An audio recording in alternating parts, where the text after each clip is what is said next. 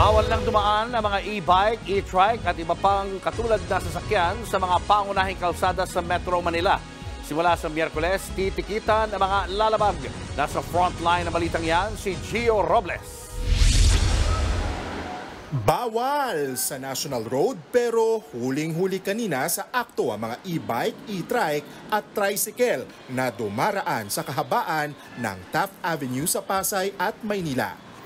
Bukod sa mga yan, bawal sa mahigit 20 national roads ang mga pedicab at kuliglig. Sa kabila niyan, marami pa ring ayaw paawat. Gaya ng e-rider na si Vicky, pinapang-service niya raw ang e-trike papasok ng paaralan ng kanyang 4 na anak. Sa amin hindi sa amin pabor yun. Kaysa nagbabayad kami ng pangpasahe, malaking bagay yan na sariling service. Si Richard Matugina na 8 taon ng tricycle driver sa Taft, kanina lang daw nalaman sa social media na bawal nang dumaan ang mga tricycle sa ilalim ng LRT.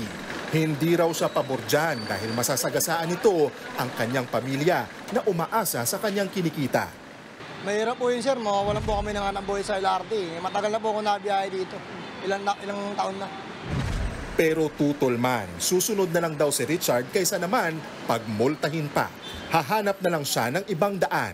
Sa palaran po, sir, depende lang pag babaybay ng malayo, di siguro. Mga iski-iskinita lang, dadaan. Pero sa palaran lang siguro. Ayun lang magiging na. Simula ngayong araw, ipinatutupad na ang ban sa e-trike, e-bike at iba pang katulad na sasakyan sa mga pangunahing kalsada sa Metro Manila. Pero paglilinaw ng MMDA, sa Miyerkules pa magsisimula ang panghuhuli at paninikit. In consideration nga po nitong transport strike din hanggang bukas, ay hindi po tayo maninikit. Pero hindi po free pass yan para po gumamit pa rin sila noong mga national roads natin kung saan sila ipinagbabawal.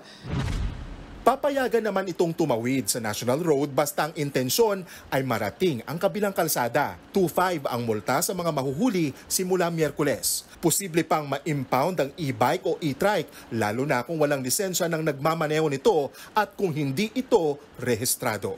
Nagbabalita mula sa Frontline, Gio Robles, News 5. Mga kapatid, Julius Babaw po. Iba na ang may alam at may pakialam sa panahon ngayon.